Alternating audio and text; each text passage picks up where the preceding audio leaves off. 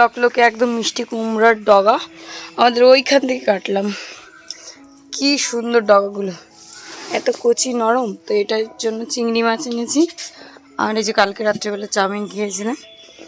আর এই কচুটা ভেবেছি রান্না করবো। দেখো কি মাছ এনেছি। আর চারিদিকে উঠোনটায় আমি একদম জল দিয়েছি, এখন ঝাড়বো। তার আগে সাবান কিনে নিয়ে এসে ওগুলো মাজতে হবে।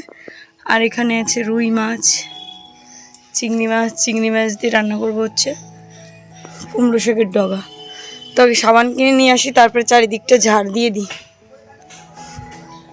আর দেখি কচু রান্না করব। কচুটা ভালো কচু আমাদের গাছেরই, মানে দুটোই গাছের, একটা কচু আর একটা জানি না কচু কী হবে। কচু খেতে তো ভয় করে।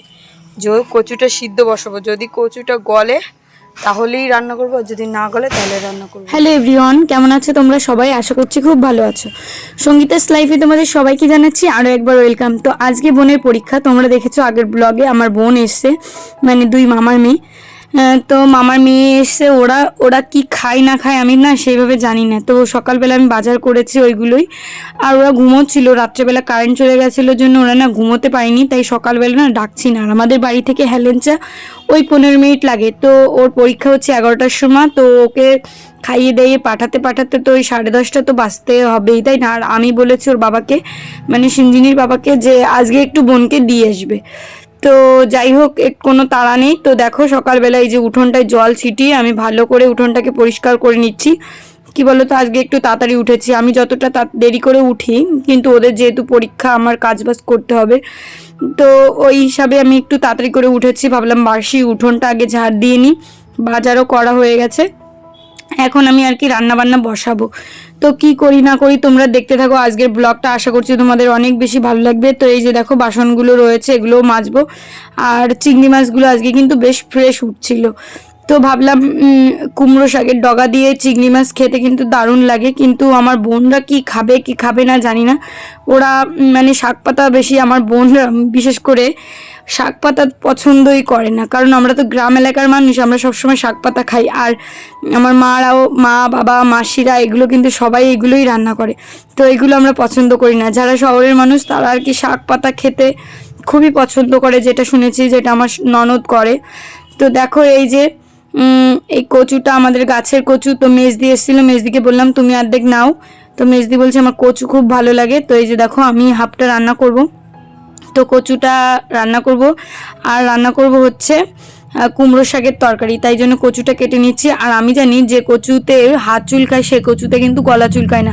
আর আমাদের বাড়ির কচু নিয়ে তো কোনো কথাই হবে না, এত সুন্দর, পুরো মোম যেমন গলে যায় তেমন একটা ভালো, ভিতর কোনো আঁশ থাকে না। তো এই যে দেখো কচুগুলোকে সুন্দর করে কেটে নিলাম। এখন ওটাকে ধুয়ে এনে ওই যে উনুনটা জ্বালিয়ে আমি আগে বসিয়ে দিলাম সিদ্ধ করতে, কারণ কচু আমি সিদ্ধ ছাড়া রান্না করতে পারবো না।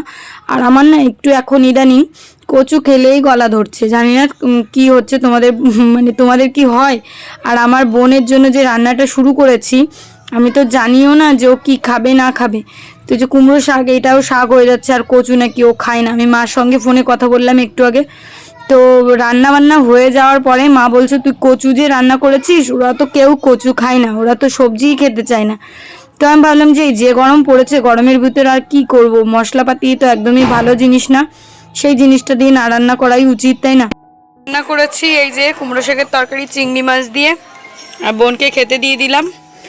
আর এখানে বোন আমার বলছে কি কচুর তরকারি খাই না, যদিও আমি কচু কমই দিয়েছি, একটু আজকে খেতেই হবে, খেতে কিন্তু হবেই বলে দিলাম। আর তুই খেয়ে বলবি গলা চুলকায় কিনা। আজকে সত্যি মোমের মতো গলেছে, আমাদের নিজেদের গাছের তো। আর আমার মেয়ে দেখো মোবাইল দেখছে, এই চল ভাত খাই দি বাবা, দেখো।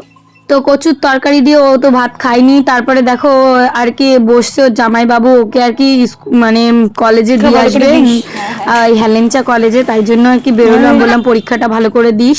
তো তাই বললো ঠিক আছে দি। আরও না পরীক্ষা, মানে আজকে হচ্ছে যেই পরীক্ষাগুলো দেবে বলে ভেবেছে, তাই এসছে হচ্ছে এমসিকিউ, যেটা মানুষ ভাবতেও পারিনি। তো দেখো এই যে বাইকে করে বললাম দিয়ে আসো, প্রথম দিন তো ওর আবার শরীরটা ভালো নেই, রাত্রেবেলা ঘুম হয়নি, ভালো করে খাইও নি। রান্না যা করেছিলাম, মাছ এনেছি অনেক, কিন্তু এরা দুই বোনের এক বোনও খায়নি, আমাদের দুজনকেই খেতে হবে। যাই হোক কোনো ব্যাপার না। কচুটা রান্না যেটা করেছি সেটা আমার শাশুড়ি মাকেও এক বাটি দিয়ে এলাম, কারণ ওই কচুটা তো শাশুড়ি মাই লাগিয়েছিল, না লাগালেও বলেছিল যে কচুটা কিন্তু নিয়ে নিও। তারপরে দেখো সিঞ্জিনির বাবা বাড়িতে এসছে, ও এসছে কিন্তু সবাইকে বলছি খেতে, ওরা কেউ খাচ্ছে না। আর আজকে দুপুরে এত কাজ করেছি, ওই জ্বালানিগুলো সব কেটে আর কি রোদ্রে দিলাম, আর এত গরমে আমার মাথাটা ভীষণ যন্ত্রণা করছে, আমার ওষুধ খেতেই লাগবে, না হলে হবে না। তো বোনেরও শরীর ভালো না, ওর না শরীরে জোর পাচ্ছে না, তো ওকে নিয়ে ডাক্তারে কাছে গেলাম, আর আমিও আমার জন্য ওষুধ আনলাম। তারপরে দেখো সন্ধ্যাবেলা বসলাম গার্ডার বানাতে। তো ভাবলাম যে এই যে ব্লাউজের পিসগুলো এগুলো কোনো কাজে লাগে না, তারপরে আবার এই পিসগুলো না খুব সুন্দর একটা শাইন করে, তো এইগুলো দিয়ে গার্ডার বানালে ভালো লাগবে। তো দেখো প্রথমে আর কি এরকম পাড়ের কাছ থেকে গার্ডারটার শেপ দিয়ে কেটে নিলাম, তারপরে এটাকে বের করব, কিন্তু প্রথমে না আমি বের করতে পারছিলাম না, ভুল করে ফেলেছি, তারপরে আবার আমাকে খুলতে হয়েছে। খোলার পরে যাই হোক এই যে খুলে এই যে বের করে এখন এইটার ভিতরে এই যে এই গার্ডারটা ঢোকাবো, দুটো ভাঁজ করে ঢুকিয়েছি। তো এটা ঢুকানোর পরে ভালো করে এটাকে সেলাই করে দেবো দেখো মেশিন দিয়ে, তারপরে আমি গার্ডারটা বানিয়ে ফেলবো। তো তারপরে ভাবলাম যে এই জায়গাটা তো ফাঁকা থাকে, তাহলে মেশিন দিয়ে কি সেলাই হবে, দেখছিলাম হচ্ছিল না, তারপরে কি করলাম সুই সুতো দিয়ে ভালো করে সেলাই করছি। আর হাতের পর দেখো পরেছি কত সুন্দর লাগছে, একদম শাইন করছে না। তো ভাবলাম যে এইভাবে কিন্তু গার্ডার বাড়িতে বানিয়েও কিন্তু পরতে পারবো। তার ভিতর দেখো মেয়ের জন্য 3টে বো বানিয়েছি, মানে এটা হচ্ছে মেয়ের হাতার পিস ছিল, সেটা বেঁচে ছিল তাই দিয়ে বানিয়েছিলাম, মানে কাপড়ের কাছে দেখলাম তো মেয়েটাকে ক্লিপ লাগিয়ে দিতে হবে। তারপরে সিঞ্জিনিকে পড়তে বললাম। তো কেমন লাগলো অবশ্যই কমেন্ট করে জানিও বন্ধুরা গার্ডার আর বউগুলো। তো চলো বন্ধুরা আজকের ব্লগটাই পর্যন্ত রাখছি, কেমন লাগলো অবশ্যই কমেন্ট করে জানিও, যদি ভালো লাগে একটা লাইক করো, কমেন্ট করো, চ্যানেলটিকে সাবস্ক্রাইব করতে ভুলো না। দেখা হচ্ছে আর একটি সুন্দর ব্লগ নিয়ে, ততক্ষণ অবধি সবাইকে টাটা, বাই বাই।